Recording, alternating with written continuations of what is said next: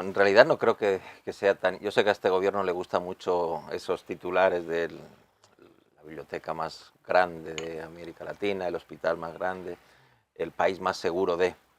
yo en realidad no creo que sea tan importante. O sea, es una cuestión de marketing más que otra cosa, que Canadá tenga unas décimas por arriba o por debajo. Yo creo que lo importante es, en el aspecto numérico, que El Salvador tenía en 2015 una tasa de 106 homicidios por 100.000 habitantes.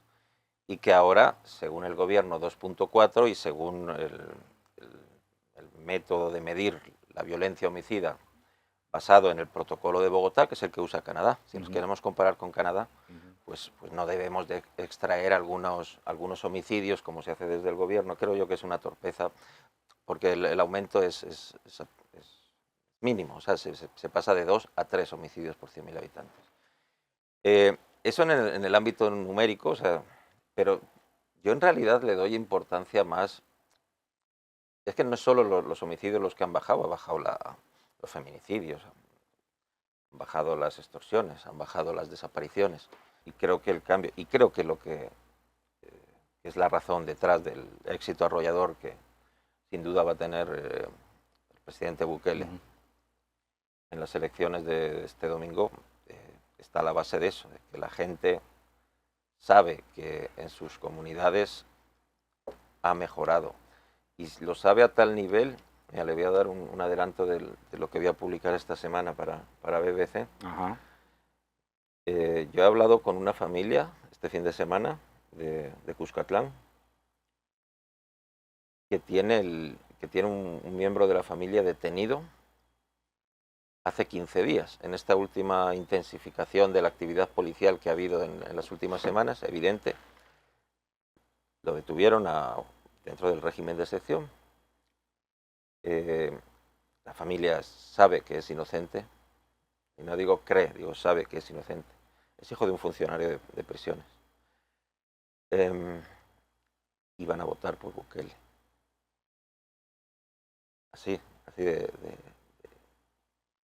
yo digo, pero a ver, está siendo afectado por el régimen de excepción, que es el estandarte, lo más icónico de esta administración, y sí, pero es que el país está mejor. Aquí en el cantón donde vivimos nosotros está mejor. Y creo que ilustra un poquito eso, que hay varias personas que parece que se niegan a comprenderlo, de cuánto ha mejorado en términos de seguridad la situación en el país. Y repito y subrayo, no solo en términos estadísticos, no solo en términos de reportes, de cifras oficiales, la gente, estoy hablando en general, siempre Sí. habrá gente que adversa, obviamente. A ver, lo que voy a decir aquí no voy a hacer ningún amigo, obviamente, pero yo creo que el proceso de 2012, 13, 14 fue un proceso que primero dejó unos beneficios inequívocos en términos de vidas humanas salvadas.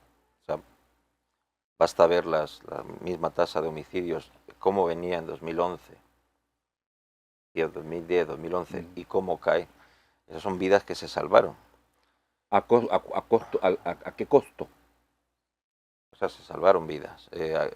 ¿A qué costo? Pues es otro debate, creo yo. A ver, pero termíname la idea, por favor. No, o sea, yo creo que ese proceso fracasó estrepitosamente, lo hicieron fracasar, se adquirieron unos compromisos que no se cumplieron, y las pandillas hicieron como respuesta lo que mejor saben o sabían hacer: matar y asesinar. Y por eso tenemos la guerra, la verdadera guerra, aunque nunca fue llamada, nunca hubo un hashtag, la guerra entre el Estado y las pandillas, que fue en 2015, 16 y 17. Por eso 2015, 16 y 17 son los años más violentos del presente siglo. Y ya llevamos un cuarto de siglo consumido. Pero más violento porque las maras decidieron arremeter en contra del Estado, estaban tan crecidas, y fortalecidas. Y estaban tan armadas que creyeron que podían ganar ese pulso al Estado. O sea, ya estaban convencidas, y eso no es una reflexión mía. Hay un montón de canciones que ellos graban, sobre todo de rap, hip hop. Hay un montón, en red se pueden escuchar, de canciones de esa época hechas por pandilleros activos,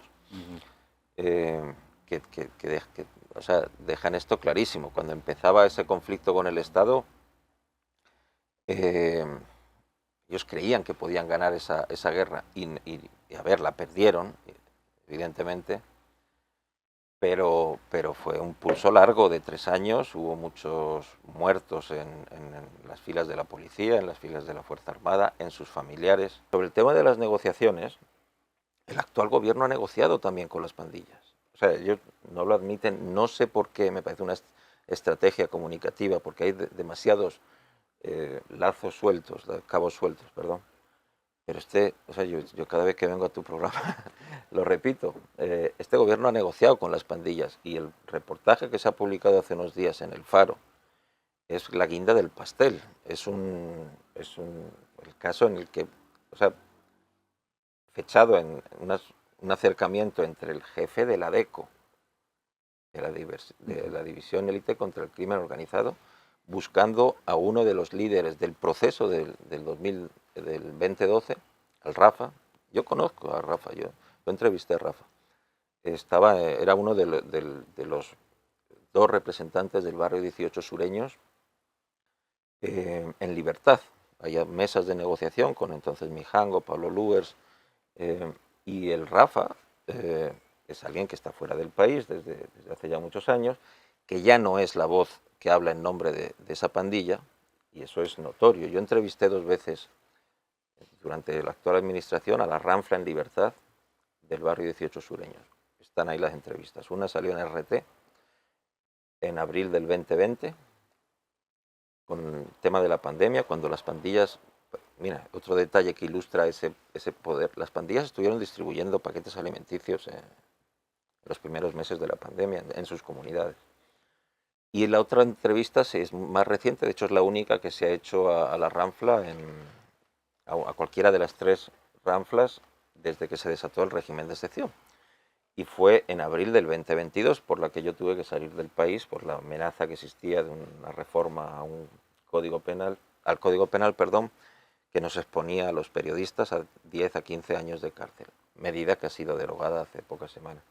Estaba hablando de que el proceso de 2012-14, incluso ese proceso tuvo algunos beneficios, y yo lo creo con firmeza, que varios de los actores que entraron ahí, en especial el finado Raúl Mijango, entraron arriesgando su propia vida, como literalmente pasó, murió encarcelado, y con la genuina voluntad de ayudar a esta sociedad.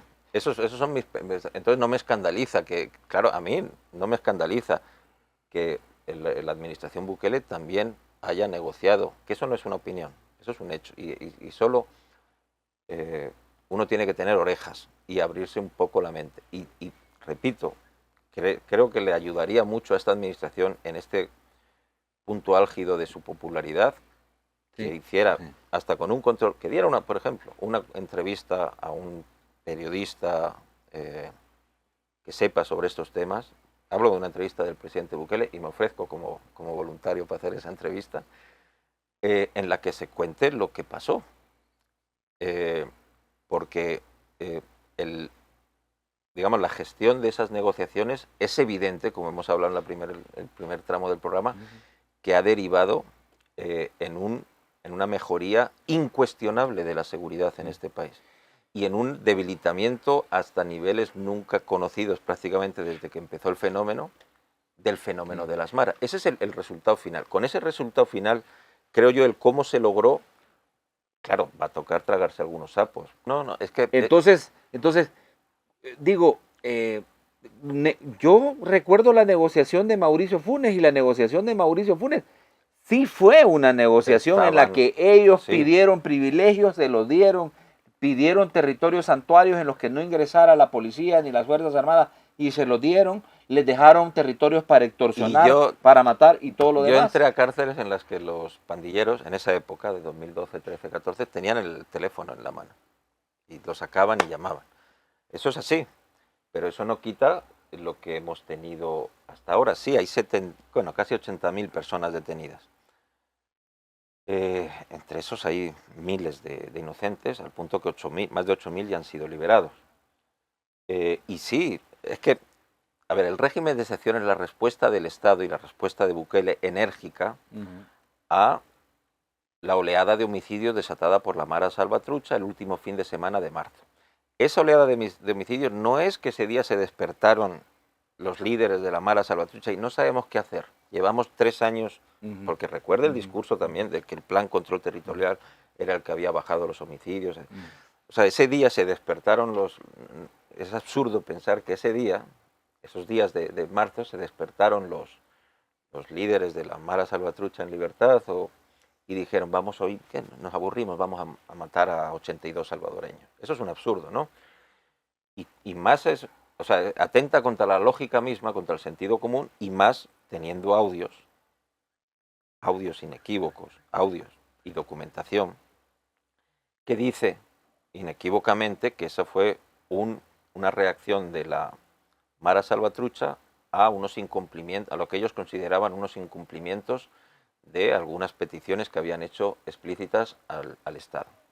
Yo voy a ser el que recuerde este fragmento de la conversación y decir que ganó por el 82 o el 76 o lo que sea, pero un gane después de un quinquenio, después de un periodo en el que normalmente los líderes políticos se desgastan, pues un presidente que ganó hace 5 años con el 53% del voto válido, yo estoy convencido de que en la actualidad, bueno, convencido, viendo las últimas encuestas de todo signo y realizadas por organismos más afines al gobierno y algunos menos afines, yo estoy convencido de que va a obtener en torno al 80% del voto, que eso es una barbaridad, se mire por donde se mire, por donde se mire. Y obviamente, no solo, pero porque ya es por lo del régimen de excepción, no solo los índices de aprobación antes del régimen de excepción ya estaban por las nubes. O sea, no es que estaba ahí más o menos, que estaba en tierra de nadie, y fue el régimen de excepción lo que catapultó su popularidad, no, ya estaba muy alto y ha repuntado. Y eso es, repito, o sea, es que lo he dicho bien clarito en el principio del programa, que la gente cree que está viviendo mucho mejor ahora que hace 5 años, por eso va a reconocer. Y cuando ya dices un planteamiento de ese tipo, tienes que inventar cosas para cuadrarlo, y por eso están diciendo que el gimnasio que tienen los custodios y el personal administrativo de centros penales en el CECOT, que ese gimnasio lo están usando los privados de libertad, y eso es falso. Y se empieza a decir que en el CECOT están casi como en un hotel, y eso es falso. Y no lo digo porque yo lo intuya, yo lo he visto, y he visto las fotos de esos privados de libertad, que algunos llevan meses, fueron detenidos durante el régimen de excepción. Las vi antes de entrar y después, y hay casos de pérdida de 30 y 40 libras.